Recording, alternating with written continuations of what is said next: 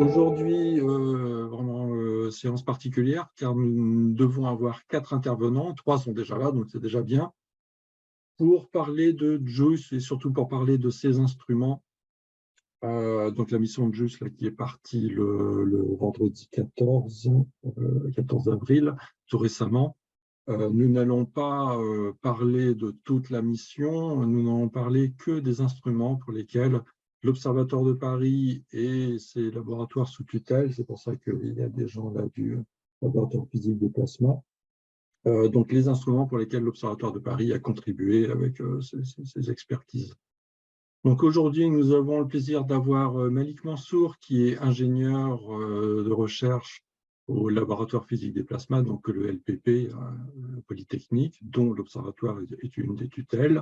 Alessandro Rettino, qui est chercheur CNRS, aussi au LPP. Et Baptiste Secconi, qui est astronome au LESIA, dans l'équipe des plasmas, plus particulièrement, donc le LESIA à l'Observatoire de Paris. Je vais laisser la parole à Baptiste pour présenter très brièvement JUICE au cas où quelqu'un ne sait pas ce que c'est que cette mission. Je pense que la plupart le savent. Et après, on va commencer, en l'absence de Jeanne, Baptiste, tu vas commencer sur ton instrument. Je te laisse la parole, Baptiste. Ah, il y a un souci. C'est bon, voilà, il fallait que tu m'autorises. Donc, bonjour à tous. Donc, oui, quelques mots sur la mission JUICE qu'on a. Donc, certains d'entre nous étions au lancement à Kourou le 14 avril dernier. Donc, la mission JUICE, qui est un acronyme pour Jupiter Icy Moon Explorer, c'est une mission ESA qui va explorer le système de Jupiter et 3 de ses lunes, donc lunes glacées avec un océan liquide dessous, donc qui sont Ganymède, Callisto et Europe, avec toute une série d'instruments, avec de la télédétection, des instruments de géophysique et de l'observation in situ.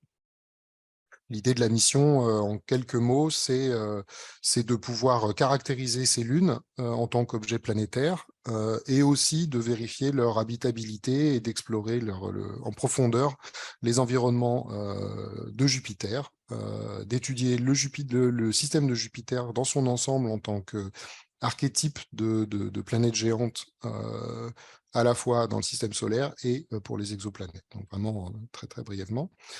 Donc le lancement, comme on l'a dit, a eu lieu le 14 avril à Kourou avec une Ariane 5, l'avant-dernier lancement Ariane 5, avec un voyage d'à peu près 8 ans et une mission sur place qui se finira donc avec des orbites autour de Jupiter, dans le système de Jupiter, exploration des lunes, 2 fois un survol d'Europe et l'exploration de la magnétosphère, plusieurs survols de Ganymède et de Callisto, et on finira en orbite autour de Ganymède pour explorer cette lune particulière qui est la seule lune connue avec un champ magnétique intrinsèque, et donc en particulier avec les instruments radio et plasma donc qu'on va présenter avec mes collègues.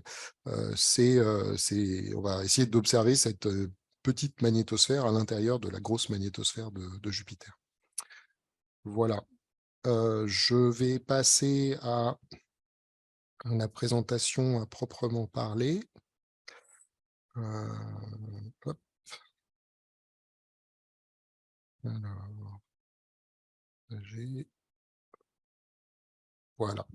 Donc, je vais présenter la contribution du LESIA à l'instrument JUICE RPWI. RPWI, c'est l'instrument Radio and Plasma Wave Investigation, dont je suis le COPI pour la France. Ce qu'on va étudier, comme je le disais, c'est les magnétosphères de Jupiter et celles de Jupiter et de Ganymède. Et le système de Jupiter est un système électro-magnétodynamique très complexe qui, donc avec le champ magnétique de Jupiter qui est très intense, qui induit des courants dans son système par sa rotation rapide et l'interaction avec les lunes. Donc sur ce schéma, j'ai noter toutes les possibilités d'interaction qui plasma et ondes qui ont été identifiés lors de la phase de préparation de la mission, avec les lunes, le lien avec les tores de plasma et les régions aurorales, et donc voilà, les différents types d'interactions. En particulier autour de Ganymède, autour des lunes et de Ganymède, il y a une interaction entre le plasma en rotation rapide de Jupiter, le champ magnétique de Jupiter et la Lune, qui est un obstacle, avec ou sans champ magnétique. Et avec la sonde Galileo, il y a déjà eu des observations autour de ces lunes, avec la sonde Juno aussi actuellement, et on voit on peut observer in situ de ces interactions. Donc Alessandro reviendra sur ce type d'interaction avec Malik. Et pour ce qui me concerne plus sur la partie radio, c'est l'autre bout des lignes de champ magnétique qui passent par ces lunes, qui se retrouvent au niveau des régions aurorales de Jupiter. Et au-dessus des régions aurorales de Jupiter, là en bas à droite, on voit un schéma avec une image des aurores de Jupiter observées par le télescope spatial Hubble en rayon ultraviolet. Et les lignes de champ magnétique qui portent des électrons qui précipitent pour faire les aurores de Jupiter. Donc au-dessus, les populations de particules sont instables et pour se stabiliser, émettent des ondes radio dans une gamme qui va de quelques kilohertz à 40 mégahertz. Et ces ondes radio sont localisées sur les lignes de champ magnétique sur lesquelles des particules sont accélérées. Donc, observer ces émissions radio, c'est observer ces particules accélérées qui gravitent et qui circulent dans la magnétosphère. Ces ondes radio ont des caractéristiques très particulières. Elles sont polarisées. Alors, on les observe polarisées elliptiquement ou circulairement, mais 100% polarisées. Et elles ont une caractéristique d'anisotropie. Et c'est pour ça que j'ai tracé des petits cônes pour tracer ces émissions. L'émission se fait le long d'un feuillet conique. Donc, il faut vraiment être le long dans l'épaisseur, dans l'alignement de l'épaisseur du cône pour voir la source. Si on est devant la source, on ne la voit pas. Donc ça, c'est des caractéristiques très particulières dans cette gamme de fréquences. Les régions dans lesquelles se trouvent ces émissions pour différentes typologies d'émissions, certaines sont au-dessus des régions aurorales, donc là où se passent les aurores. D'autres sont autour de l'équateur magnétique, là où la densité de plasma autour du tore et du disque de plasma. À droite, c'est un spectre caractéristique des différentes composantes radiofréquences de Jupiter aux basses fréquences. Alors, juste la raison qui est une des raisons pour lesquelles on va dans l'espace, ici en pointillé à 10 MHz, c'est la coupure ionosphérique terrestre. Tout ce qui est en dessous de cette fréquence ne peut pas être observé depuis le sol. Donc, on est obligé d'aller dans l'espace et tant qu'à faire, autant se rapprocher le plus possible pour mieux observer. Donc, on peut observer depuis le sol, c'est ce qu'on fait depuis Nancy avec le réseau décamétrique ou l'instrument Nénuphar. Et juste pour que ça vous parle un peu, donc j'ai noté aux plus hautes fréquences le rayonnement décimétrique qui est les ceintures de radiation, c'est le rayonnement synchrotron de Jupiter, et le rayonnement thermique de Jupiter. Donc, qui décroît dans cette gamme spectrale. Et donc, on voit qu'on est sur des rayonnements extrêmement non thermiques. Ce n'est pas du tout une émission atomique ou moléculaire, c'est une instabilité plasma qu'on appelle l'instabilité Maser-cyclotron. Alors, qu'est-ce qu'on a comme spécialité au LESIA sur ce type d'instrumentation? On fait ce qu'on appelle des instruments qui nous permettent de retrouver la direction et la polarisation des ondes radio, ce qu'on appelle goniopolarimétrie. On a fait ça avec la mission Cassini pendant toute son exploration du système de Saturne. Donc là, c'est un exemple de résultat qui avait été publié par Laurent Lamy à partir des algorithmes que j'avais développés pendant ma thèse, où on peut localiser les émissions radio. Donc là, on parle d'émissions radio à quelques centaines de kilohertz. Donc, on voit que c'est sur des lignes de champ magnétique autour des pôles de Saturne. Quand on projette sur le pôle, on voit que ça donne une région à 70 degrés de latitude sud. Et quand on compare ça à des observations simultanées avec le télescope spatial Hubble, on voit que ça correspond parfaitement. Donc, c'est bien les mêmes populations d'électrons qui font la radio et les aurores. Donc ça, c'est des observations qu'on pourra faire avec l'instrument sur JUICE. On peut aussi produire des films, alors je ne rentre pas dans les détails, hein, mais on peut point par point trouver la direction d'arrivée et reprojeter sur l'épaule. Donc on voit que ici, par exemple, toutes les émissions proviennent d'une ligne de champ magnétique qui se projette à cet endroit-là. Donc, à bord de JUICE, on a un instrument qui peut faire ce type de mesure, et donc on va pouvoir caractériser les radiosources joviennes en position, en polarisation, en intensité, en anisotropie, donc la forme de ce diagramme, et puis en variabilité. Une autre chose qu'on fera, c'est les occultations par les lunes du rayonnement radio de Jupiter. Donc, c'est quelque chose qui avait déjà été observé avec la sonde Galileo, donc un exemple en bas à droite d'un spectre dynamique sur quelques heures et une gamme spectrale de 10 kHz à 5 MHz. Et donc, on voit un trou au milieu, et ça, c'est Ganymède qui passe entre Jupiter et nous, et l'observateur, et les émissions radio sont bien occultées. Alors, le film que je présente là, c'est une modélisation avec un code qui permet de modéliser les sources visibles, et donc, on est capable de modéliser ces sources, de voir lesquelles sont visibles, et on modélise bien cette occultation, et donc ça, c'était une preuve indépendante de la validité de ce code de simulation.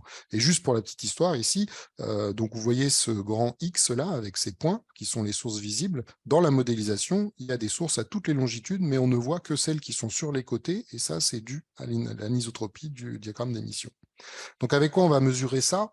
L'instrument RPWI, Radio and Plasma Wave Investigation, est un instrument complexe avec plein de senseurs, des sondes de longue lumière, un search coil que l'équipe du LPP va décrire juste après, et un système radio avec des antennes, un préampli, un récepteur, du logiciel qui s'appelle JENRAGE, Jovian Environment Radio Astronomy and Ganymede Exploration.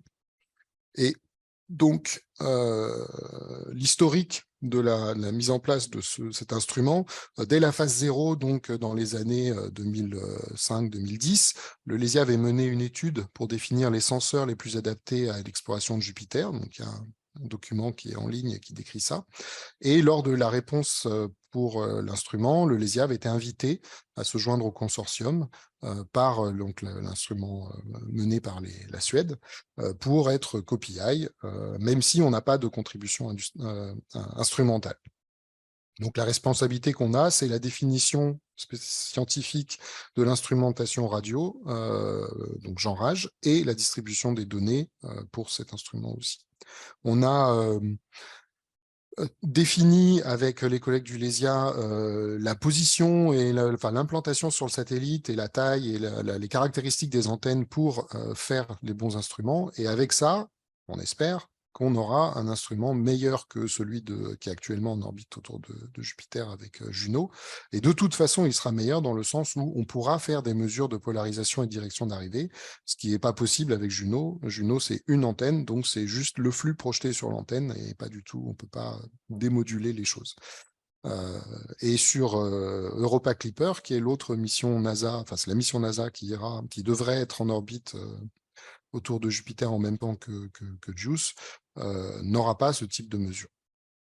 Alors, JENRAGE couvre la gamme 80 kHz, 45 MHz. C'est une collaboration entre le Japon, qui a fait toute la partie de mesures analogiques et le logiciel de bord, la Suède, qui est Institut PI et qui fait toute la partie conversion et partie numérique, la France pour la spécification et le ground segment, pardon, il y a une typo dans le texte, et la Pologne qui a fait les antennes. Donc quelques images avec ici sur le mât du magnétomètre une vue 3D des 3 antennes RWI non déployées, des photos du déploiement, enfin de l'enroulement des antennes avant le déploiement, et une vue éclatée du boîtier qui est au milieu, qui contient les préamplis de RWI. Ensuite, la partie à l'intérieur du satellite avec la carte d'acquisition, donc une photo de la carte d'acquisition qui a été développée en Suède, le schéma avec donc trois antennes, 3 préamplificateurs, 3 ADC, hein, donc convertisseurs à la logique numérique, pardon, oups, perdu, voilà, et du logiciel pour faire le traitement derrière.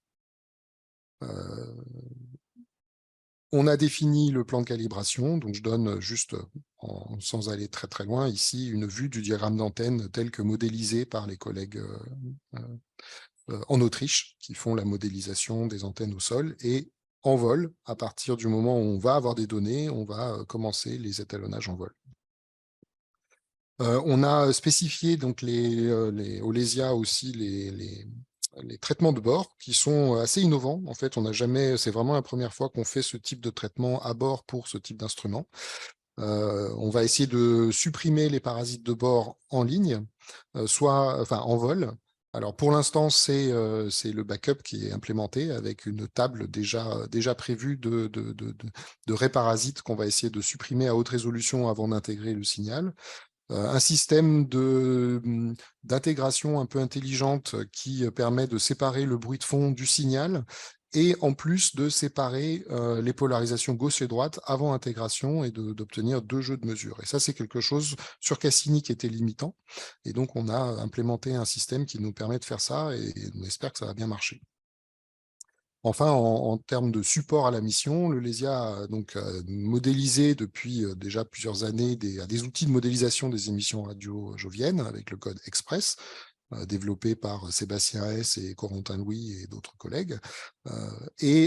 Donc, on utilise, et on est en collaboration avec le segment sol de la mission pour utiliser ce code pour préparer les séquences d'observation de la mission.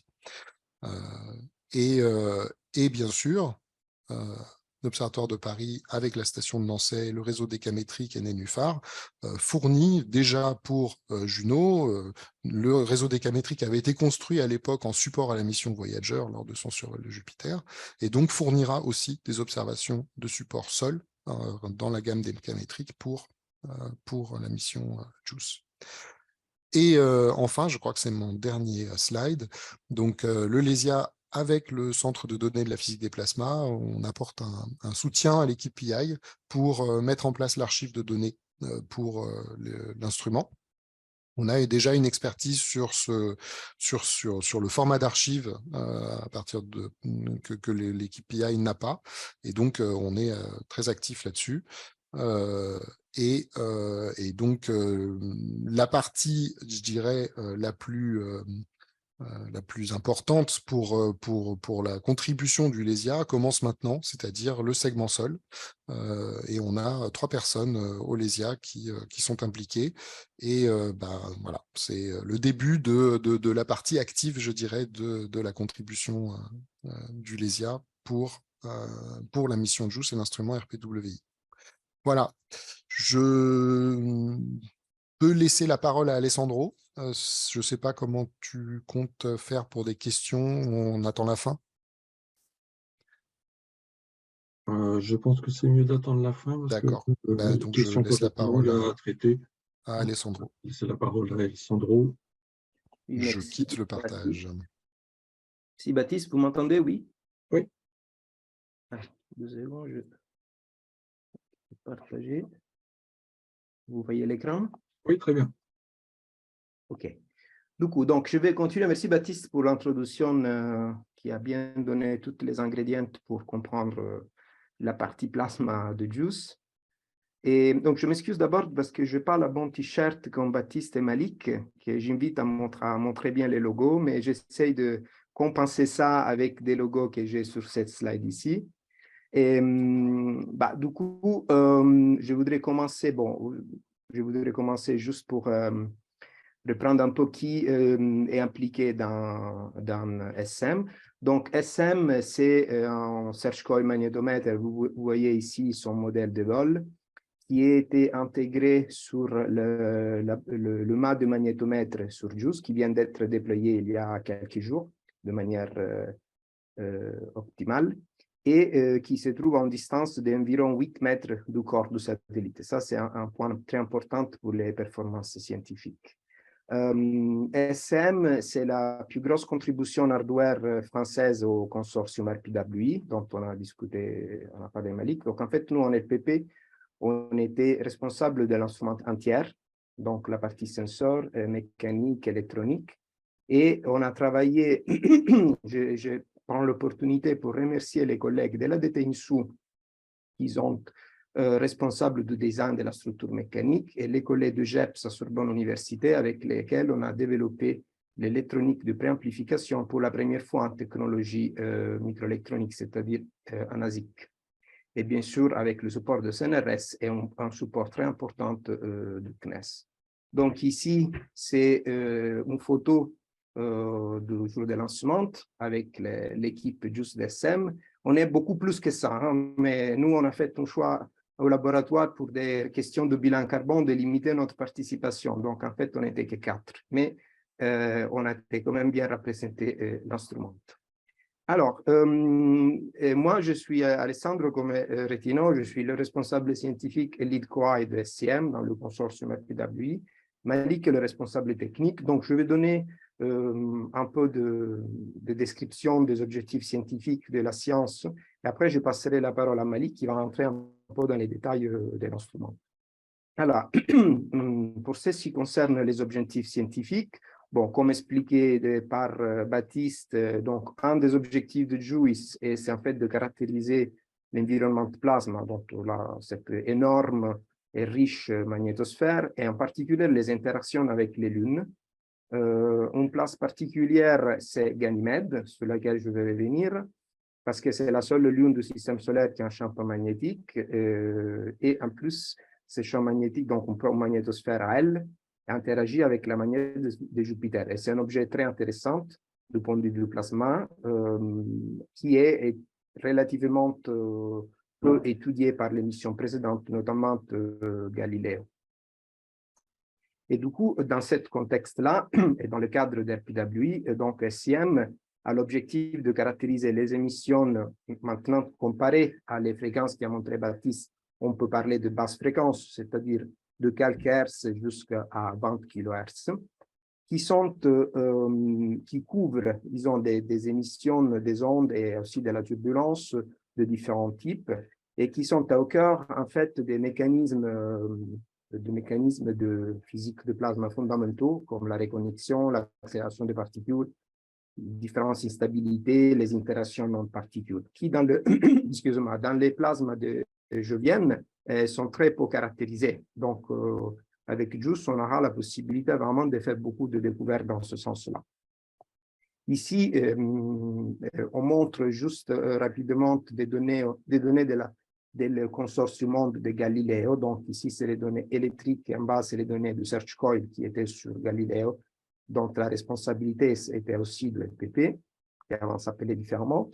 Et en fait, sans rentrer dans les détails, on voit comme ça, c'est le champ magnétique et c'est en fait un passage proche, un flyby de Ganymède. Donc, on voit comme il y a une richesse, une émission d'ondes de différents types de basses fréquences juste à l'autre fréquence. Et comme découverte par Gournett et al., ça ne peut pas qu'expliquer avec la présence d'une magnétosphère remplie avec du plasma dense. Et bien sûr, c'est ce qui, par contre, est plutôt inconnu aussi parce que la mission Galileo, par exemple, pour Ganymède, il avait fait plusieurs flybys, mais il n'était jamais un ordi, comme par contre JUICE va faire, je vais revenir sur ça. Beaucoup de détails, comment dire, de la physique dans la magnétosphère de Ganymède sont toujours inconnus. Ici, je donne un exemple, il y a plusieurs, hein, l'exemple de la reconnexion magnétique. Donc, Ici, c'est une simulation 3D qui montre la densité des courants. Donc, vous voyez le champ magnétique de Jupiter ici et le champ magnétique intrinsèque de Ganymède. Donc, c'est en fait à la frontière entre les deux magnétosphères, il y a une couche fine qui s'appelle la magnétopause, où la courante est très forte. Vous voyez ici, c'est plutôt jaune. Et aussi, dans la partie derrière de la Lune, il y a une autre couche fine, qui c'est la couche de courant de la queue. Et aussi, il y a une forte courante. Et dans cette région de forte courante, on s'attend de voir le processus de la reconnaissance magnétique, où, en fait, la topologie du champ magnétique change. On peut transférer du plasma de deux côtés, et en fait, on peut chauffer et accélérer les particules. Et des premières observations de Galiléo avec des données plasma ont été faites récemment plutôt, parce que sur Galiléo, il y avait un problème d'antenne, donc on n'a pas pu transmettre tous les données, donc les données ne sont pas beaucoup. Donc récemment, des observations de données plasma, ils ont montré la possibilité, l'existence en fait de jets de plasma qui sont associés à la reconnexion. Et encore plus récemment, Juno, dans sa mission prolongée, il a réalisé un seul flyby de Ganymède qui était très riche, avec beaucoup de résultats intéressants, dont le fait d'observer des électrons accélérés qui sont consistants avec la reconnexion. Donc, une manière de compléter les études faites par les particules et je dirais même parfois d'identifier de la reconnexion est d'utiliser les ondes. Dans la magnétosphère terrestre, par exemple, on a beaucoup d'études qui montrent que dans la présence de certains types de ondes, il est possible d'identifier des sites de reconnexion. Et par exemple, par un des passages, le passage 8 de Galiléo, montré ici, des observations avec l'autre magnétomètre de basse fréquence ont montré l'existence des ondes qui suggèrent la présence de reconnexion. Vous voyez ici les trois composantes du champ magnétique qui changent le signe à cet endroit-là, qui c'est la magnétopause de Ganymède. Donc ici, c'est dans la magnétosphère de Jupiter, ça c'est la magnétosphère de Ganymède. Et avec des mesures de pas très haute résolution temporelle faites par Galiléo, montré ici, donc ça c'est le spectre en fonction de la fréquence, on voit la présence dans cette traversée des ondes de type Lower Hybrid, Whistler, qui sont typiques des régions de reconnexion. Alors, le problème avec Galiléo est qu'on n'a pas pu transmettre beaucoup de données en raison de problèmes avec les antennes de transmission de données. Et en plus, cette search coil il avait qu'un axe de mesure. Sachant que les ondes, dans le monde réel, ils ont bien trois composantes. Donc, pour pouvoir mesurer les fluctuations magnétiques, on a besoin de trois composantes. Et en plus, le search coil était monté sur le corps du satellite. Donc, il y avait plusieurs interférences de bruit qui se mélangeaient avec les données physiques. Et ça a motivé le design de SM que Malik va montrer très bientôt. Et je voudrais aussi mentionner un autre point important, qui est dans les mesures de flyby de Galiléo ou le récent flyby, un seul flyby de Juno, on a quand même des données sporadiques.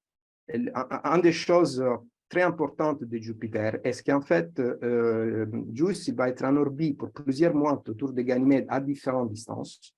Et ça permettra de traverser cette frontière, la magnétopause, la queue, la région aurorale, de manière répétée. Et du coup, on aura la capacité de faire des études statistiques qui jusqu'à aujourd'hui étaient impossibles. Et donc, avant de passer la parole à Malik, c'est pourquoi nous on a fait le design de cet instrument. D'abord, on avait besoin de mesurer les trois composantes du champ magnétique, c'est pour avoir l'information complète. Il faut noter que Galiléo avait un axe, Juno a aussi un seul axe, et Clipper, comme mentionné par par Baptiste, il n'y aura pas de mesures d'onde, donc il n'y aura pas de search coil. Donc, ça, SM sur JUICE sera le seul search coil qui fournira des mesures tridimensionnelles des fluctuations magnétiques à Jupiter. On avait besoin de couvrir un range de fréquences plutôt large pour couvrir différentes valeurs de background, de champ magnétique background, donc qui vont dans la magnétosphère de Jupiter juste de l'ordre de, il y a une erreur, excuse-moi, ici c'est 2 nanotesla, de 10 nanotesla jusqu'à 1000 nanotesla à l'intérieur de la magnétosphère de Ganymède. Et on a besoin d'une sensibilité élevée pour mesurer les ondes de plus faible amplitude. Donc ça, c'est un exemple des ondes plutôt fortes, mais on observe quand même des ondes de la turbulence avec des amplitudes plus basses. Et c'est ce qui était important aussi, avoir des mesures propres, c'est-à-dire éviter les perturbations qui viennent du satellite et des autres instruments. Par exemple, sur Galileo, le Search-Call était monté sur le satellite, pas sur Ramma. Et ça est représenté ici avec le bruit et certaines interférences. Et une autre contrainte très importante qui a fait ces projets, comment dire, un défi et plutôt compliqué, c'est le fait qu'on va opérer dans des conditions de température et de radiation très contraignantes, très basses températures et des radiations très fortes. Donc, tous ces besoins scientifiques ont motivé la réalisation de cette Search Coil qui, comme principe de mesure, est comparable à celle faite pour des missions apaisantes, mais son implémentation était plutôt nouvelle et, je dois dire, c'était vraiment un défi. Donc, je passe la parole à Malik, qui va rentrer dans les détails de l'instrument. S'il te plaît, Malik. Oui, merci Alessandro. Bonjour à tous. Je vais assez rapidement vous passer en revue un petit peu, vous détailler un peu en quoi penser sur l'instrument que l'on lit. Donc Alessandro a déjà… Malik, parle un peu plus fort, s'il te plaît. Vous m'entendez? Là, ça va mieux là comme ça? C'est un peu mieux? Non? Oui? Je peux mettre le micro mieux. Là, c'est mieux? Oui, c'est bon, c'est bon. Voilà, allez. Donc, on va juste rappeler un tout petit historique. Donc, l'instrument a été sélectionné pour une phase de sélection entre 2012-2013, lorsque la mission a été acceptée, et avec des requirements qui ont été donnés scientifiques à l'époque, qui viennent d'être présentés par Alessandro. Et nous, on a travailler à dériver ces requirements sur des requirements techniques pour pouvoir designer notre instrument. Si tu peux juste revenir, Alessandro, sur le slide d'avant, s'il te plaît. Parmi ces requirements, en fait, en 2013, voilà, on avait tout ce qui vous a été présenté ici, sauf le dernier point. Parce qu'en fait, et j'y reviendrai, il est important de dire qu'une fois l'acceptation de mission, SCM, notre instrument, a été déscopé pour des raisons, je vais y revenir, et a été remonté à bord au prix d'un changement de design important et de contraintes importantes, notamment sur la température et les radiations. On y reviendra, je reviendrai juste après. Donc, tu peux remettre, s'il te plaît, merci beaucoup. Donc, SCM est un Search Coil, donc peut-être certains d'entre vous ont déjà entendu parler de ce genre d'instrument. C'est assez vieux comme type d'instrument. Il est basé sur un principe de mesure inductif. Donc, vous avez sur l'écran donc, il y a une vue éclatée de l'instrument. Voilà. Donc, il est fait de 3 senseurs qui sont montés de manière orthogonale sur une structure mécanique et d'une électronique qui est logée au niveau de la structure. Alors, les senseurs, très simplement, très simple, c'est un solénoïde et qui va nous permettre de mesurer une tension induite liée donc, aux fluctuations du flux du champ magnétique que l'on va récupérer. C'est un circuit, cette bobine qui comprend aussi un noyau magnétique de haute perméabilité qui va jouer le rôle d'amplificateur magnétique, qui va augmenter la performance du capteur. Eh bien, ce système est par nature un système oscillant. Donc, vous avez une représentation schématique au premier ordre. Et puis, vous avez la fonction de transfert ici en petit e, donc, qui donne ce genre de fonction de transfert en violet.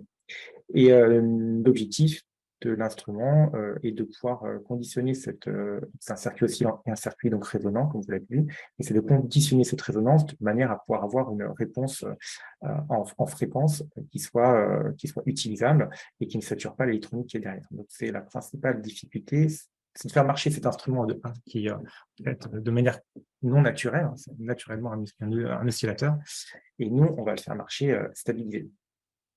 Alors, l'instrument, en fait, doit avoir des performances de sensibilité qui sont importantes. Et pour ça, donc, on a travaillé à améliorer le capteur et on a surtout travaillé à améliorer son électronique.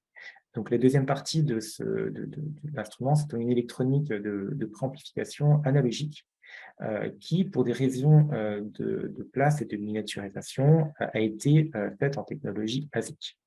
Alors, une caractéristique de l'instrument, qu'on a dit Alessandro, c'est qu'afin de pouvoir mesurer les ondes et ne pas être perturbé par la plateforme satellite, on est à l'extérieur du satellite. Et on a obtenu, après discussion, d'être accommodé sur le bras des magnétomètres DC, qui sont chargés de faire des mesures très précises. Trois magnétomètres 10 Fluxgate, enfin 2 Fluxgate et un magnétomètre optique à bord d'un bras de 12 mètres. Et nous, ainsi que RWI, dont a parlé Baptiste, nous sommes sur ce mât de 12 mètres à une distance de à 8 mètres d'un bras qui fait plus de 12 mètres, plus de 10 mètres. Du coup, ça a un impact assez important sur le design de notre instrument.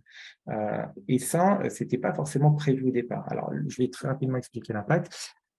Tout simplement, pour pouvoir relier notre antenne à son électronique, eh bien, il faut utiliser un câble. Et traditionnellement, l'électronique de notre instrument est à bord du satellite, protégée par la plateforme. Or, ça porte assez simplement une capacité, et cette capa, apportée donc par le câble qui peut être long, en l'occurrence, il fait 17 mètres de long, ça joue directement sur les performances de l'instrument et ça empêche de résoudre les hautes fréquences et donc les échelles électroniques. Et donc, pour pouvoir faire ça, il a fallu mettre l'électronique au plus près du capteur, s'affranchir de ce problème de câble. Et donc ça nous a amené à réaliser une électronique beaucoup plus petite et qui s'est logée directement au niveau de la structure mécanique comme montré ici. C'est un ASIC qui est issu d'une R&T que l'on a menée depuis pas mal d'années au laboratoire. Le problème étant que quand on est remonté sur le satellite en 2013, après pas mal de discussions, l'électronique issue de notre R&T qui marchait notre avis, qui marchait plutôt bien, mais qui marchait à des températures, disons, assez classiques, qui marchait avec des alimentations, avec plusieurs alimentations, donc voilà, a été complètement revu puisqu'on a dû marcher cette fois-ci à moins 150 degrés, puisqu'il n'était plus question d'obtenir de système de chauffage parce qu'il n'y avait plus la puissance. Donc, on est passé de moins 40 à moins 150 degrés, avec des températures de stockage à moins 180. Et puis, on a dû aussi très, très fortement réduire la masse de notre instrument, on l'a divisé par 2. Et ça, c'est un travail d'optimisation qui a été fait sur le casing, sur la structure qui supporte l'ensemble des instruments. Et donc, on a enlevé énormément de masse. Et la masse servait de blindage et pour notre électronique. Et du coup, il a fallu donc durcir notre ASIC pour qu'il puisse supporter jusqu'à 2 mégarad. Une fois que, surtout le profil de mission, 2 mégarad en dose cumulée. Donc ça, c'était un gros challenge. Et c'est ce qu'on a réussi à faire finalement pour JUICE. Donc, vous avez une photo de la carte préamplie ici qui est montrée par Alessandro. Donc, la puce est au centre et elle est accommodée de sorte à être protégée au maximum par ce qui reste de la structure une fois qu'elle est intégrée, par les connecteurs, par exemple, qui jouent un rôle aussi de blindage, et par un système dit de spot shielding, c'est qu'on est venu rajouter de la masse localement une fois ce PCB dans un boîtier, localement là où il fallait dans le boîtier pour pouvoir faire un blindage. C'est un blindage qui n'est pas extrêmement efficace parce que là, la structure est faite en polymère. Ce n'est pas du tantal ou de l'aluminium, ce qu'on utilise habituellement, mais c'est assez suffisant pour pouvoir protéger l'Asie, qui lui-même, par ailleurs, a été qualifié à 500 kilorad à très basse température. Donc, la puce nue est capable de résister à une dose cumulée de 500 kilorad, donc un quart de la dose, à une température de moins 150 degrés. Donc, finalement, les performances de l'instrument, elles sont présentées ici. Donc, on a une consommation de 150 milliwatts, c'est à peu près un peu moins de 700 grammes. L'instrument est aussi équipé d'une MLI, pour laquelle on a fortement participé au design, même si bien sûr la réalisation a été sous-traitée à une entreprise qui fabrique d'ailleurs les MLI pour le consortium RPWI. L'instrument permet donc de fournir les trois canaux analogiques sur une bande de fréquence entre 100 000 Hz et 20 kHz. Donc, il a été présenté par la bande de RWI a été présentée par Baptiste. RWI, l'antenne descend jusqu'à 80 kg et nous, on va jusqu'à 20 kg. Initialement, il était prévu de combler ce gap et d'avoir une bande supplémentaire dans les toutes premières propositions, de manière à couvrir complètement la bande. Ça n'a pas été techniquement possible pour des raisons principalement de numérisation et de télémétrie et de calcul qui sont réalisés par le récepteur LFR, Low Frequency Receiver, réalisé par nos collègues tchèques et qui viennent numériser les signaux du SCM et des lumières probes dont on a parlé au début. Donc, on a quand même, entre l'antenne et le SCM, une couverture assez large avec les lumières probes qui mesurent les signaux électriques. En fréquence, on a une couverture assez large des signaux électriques et magnétiques pour pouvoir mesurer les ondes électromagnétiques. Donc, la performance globale de l'instrument, vous l'avez sous les yeux. Donc, on est capable de résoudre à quelques kilohertz, autour de 10 femtotesla. Et on mesure, donc là on a arrêté le graphe à 10 Hz, mais l'instrument mesure jusqu'à 100 millihertz et propose donc une redondance de mesure avec les fluxgates qui, eux, montent jusqu'à quelques dizaines Hz ou dizaines de Hz. Donc on a 2 décades de redondance, ce qui permet de cross-calibrer en vol les instruments, les magnétomètres DC et notre magnétomètre. Voilà. Ah oui, dernier point qu'on peut dire, effectivement, c'est qu'on a déployé donc, au Mégalestin pour la semaine dernière l'instrument, le bras, et qu'on a pu monitorer le déploiement qui s'est parfaitement exécuté. Donc, ça, c'est une très bonne nouvelle. L'instrument a pu être allumé et a fourni des premières données qui montrent que la performance en termes de bruit escomptée et donc est atteinte. On a un bras qui est un satellite qui est plutôt propre, un instrument qui n'a pas souffert du lancement et qui marche pour l'instant très bien. Voilà. Je peux redonner la parole à Je ne sais pas si Baptiste. Baptiste. Non, mais je pense que tout a été dit. Donc, Jeanne, finalement, n'est pas connectée. Mais non, je n'ai pas de nouvelles de Jeanne. Bon, on a utilisé les 40 minutes, de toute façon. Juste pour amorcer les questions, je serais bien incapable de parler, de demander focus sur les détails. Mais Malik, tu as dit là que l'instrument est déployé et qu'il semble bien fonctionner. Est-ce qu'il va être testé sur les flyby? Est-ce qu'il va être testé? Pendant les flyby. Ah, il va être mis on pendant. Alors là, il va être mis on pendant les flyby, on aura des mesures. Là, il est prévu pour le moment de finir les tests basiques, on va dire, du commissioning, et ensuite on aura des premières calibrations, des premières mesures en janvier 2024. Donc, on va laisser quelques mois off et en janvier 2024, on rallumera et là, on aura un peu plus de temps de télémétrie pour avoir des données pour vérifier que tout est OK. Et ensuite, il participera à énormément de phases scientifiques, donc de concert avec les lumières probes et RPW. Et après, on aura le premier flyby d'un profil mission entre la Terre et la Lune, c'est le août 2024, où on aura plusieurs semaines de mesures. On pourra faire des observations côté Terre, donc c'est calibré avec des émissions connues, qu'on connaît très bien de la magnétosphère terrestre, et du coup qui nous permettent de faire des calibrations entre guillemets physiques. mais on pourrait aussi explorer des mesures pas très loin de la Lune.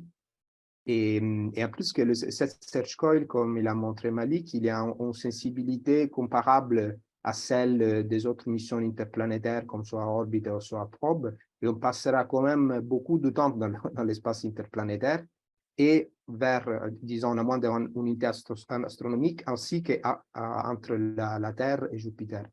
Et du coup, même si ce n'est pas qu'est-ce qu'ils appellent baseline science, que c'est Jupiter, on a demandé, Baptiste pourra compléter pour des autres types de mesures, on a demandé quand même d'être allumé le max possible pendant la phase de croisière, notamment pour ce qui nous concerne, par exemple, pour faire des mesures de fluctuations magnétiques dans l'espace interplanétaire qui pourraient durer semaines ou quelques semaines en continu. Donc, ça, on ne sait pas encore combien de temps il nous sera alloqué, mais sera intéressant de faire ça, ainsi qu'après les deux flybys terrestres, le flyby de Vénus. Et Baptiste, tu peux compléter avec des autres mesures? Bah pour la partie radio, donc haute fréquence, effectivement, les survols de la Terre vont être mis à contribution pour l'étalonnage des antennes en observant le rayonnement radio kilométrique auroral de la Terre, donc dans une gamme de autour de 400-500 kHz.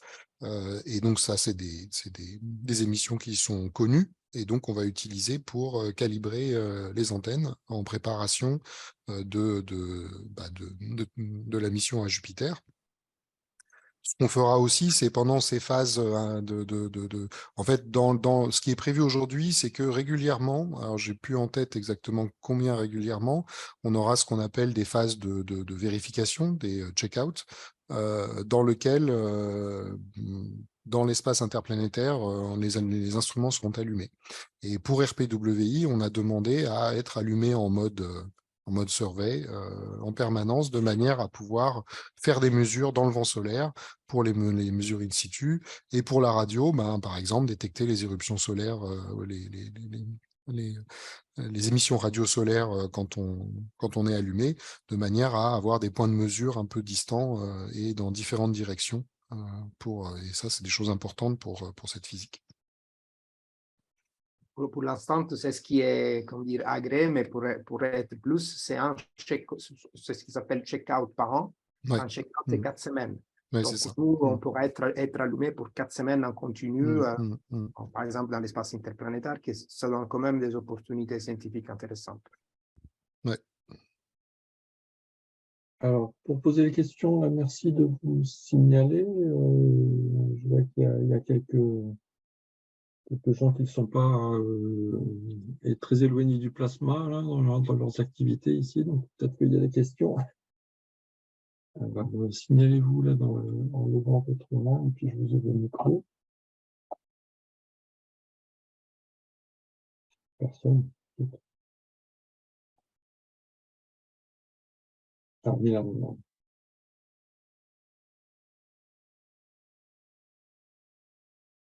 Milan, vas-y, je te laisse parler.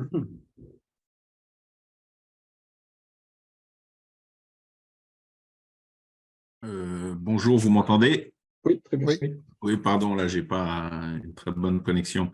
Non, moi, c'était pas une question, c'était juste une remarque. Donc, je voulais, moi, féliciter toutes les équipes sur JUICE pour le travail qui a été effectué, qui est remarquable. Effectivement, juste 2 mots sur l'histoire du Search Coil. Moi, je me rappelle bien, j'étais au SSAC au moment où le groupe de charge utile avait fait ses décisions, et donc ils avaient fait la mauvaise décision de ne pas avoir de Search Coil à l'époque.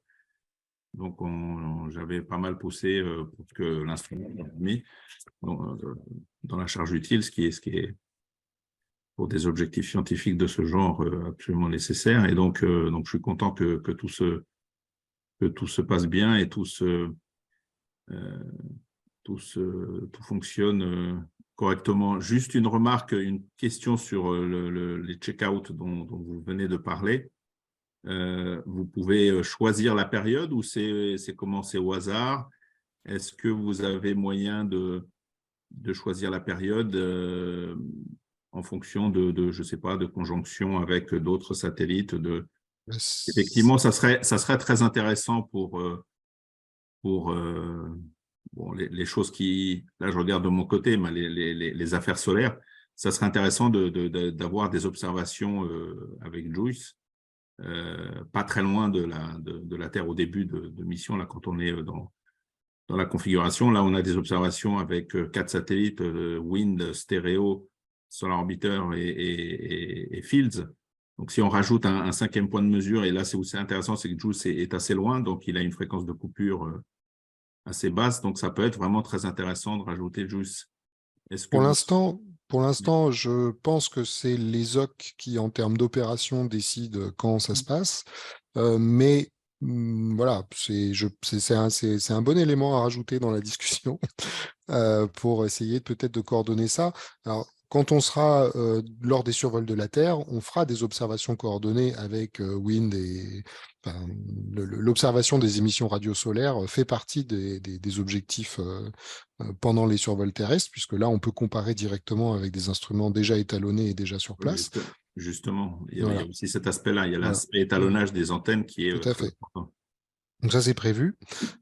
Et quand on est loin de la Terre, pendant ces check-out, bah oui, c'est une bonne idée. On va suggérer ça. Aujourd'hui, je pense que c'est juste opérationnel. Hein. Il y a aucun, parce que c'est pas des phases scientifiques. Donc c'est pour l'instant purement opérationnel les choix. Mais on peut essayer de faire rajouter un grain de sable dans la balance. Ouais, je dirais que c'est une très bonne remarque. Je dirais que le débat est ouvert, mais ça va se faire petit à petit. Bien sûr, nous, on a, par exemple, l'équipe de PI, il a déjà identifié des alignements radiales entre JUICE et Solar Probe, Packet Solar Probe et sur Solar Orbiter. Et donc, on essayerait essayer de voir si on peut couvrir certaines choses. En plus de check-out, nous, on a soumis un Cruise Phase Science Plan qui était revué. Et du coup, on ne sait pas encore combien de périodes ils vont nous donner, mais on a demandé quand même, au-delà des check-out, des périodes qui sont dans l'espace interplanétaire, justement pour couvrir ces choses-là. On ne sait pas encore parce qu'il évolue un peu petit à petit, mais je crois que quand ils verront que les mesures pour l'instant sont plutôt bonnes, peut-être qu'ils seront plus motivés à opérer. C'est aussi une question de coût, hein, parce qu'opérer le satellite, il y a un coût et voilà.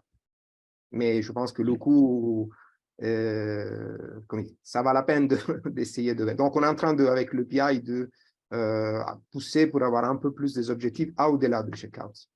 Je dis ça aussi parce qu'il y a le papier de René Pranger que vous connaissez probablement, là où on arrive à suivre une CME depuis la Terre et puis jusque Jupiter. Et alors, s'il y a un tout petit peu de flexibilité, je ne sais pas si c'est possible, là, c'est peut-être trop demandé. Si jamais on observe une grosse CME bien intense, là, on va vers le maximum d'activité solaire. Une grosse CME bien intense qui est dans les environs, dans la banlieue du Soleil, eh bien, si JUICE est en voyage vers Jupiter et que c'est la bonne direction, on peut imaginer d'allumer les instruments pour essayer de voir in situ justement la CME passer par JUICE. Ça me paraît intéressant. Oui, Enfin, en tout cas, félicitations à nouveau à toutes les équipes. Bravo pour le travail effectué. Merci. Alors, est-ce qu'il y a d'autres questions? D'autres encouragements, d'autres remerciements?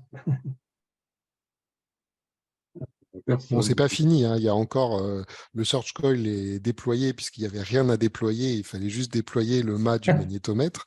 Les antennes RWI et les sondes de Langmuir ne sont pas encore déployées, donc c'est pas fini. On n'a pas encore ouvert le champagne. Effectivement. Et ça, c'est pour quand, ça? Eh ben, c'était prévu pour la semaine dernière et il y a quelques délais dus à des difficultés sur d'autres instruments. Je n'ai pas de détails. Mais donc, c'est repoussé de quelques semaines. Donc, semaine prochaine, semaine d'après. On n'a pas encore de calendrier précis. Bon, il n'y a pas de questions, personne n'ose. Est-ce que vous voulez rajouter quelque chose, Baptiste, Alessandro, Malik? Donc, je pense qu'on a On a 10, ouais. l'essentiel. Bah, peut-être que pour préparer un prochain séminaire, donc oui, l'Observatoire, il n'y avait pas que RPWI, même si on en a beaucoup parlé.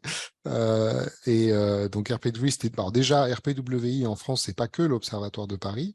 Il y a aussi donc le LPC2E à Orléans qui a contribué, qui a fourni une carte électronique pour un instrument de sondage du plasma. Et en support scientifique, le LATMOS, l'IRAP et l'ONERA participent dans le consortium. Et bon, pour les autres contributions de l'Observatoire qui seront présentées la prochaine fois, j'espère, il y a l'instrument micro-ondes SWI, donc Jeanne Tretel qui devait présenter, présentera la prochaine fois, j'imagine, une prochaine fois.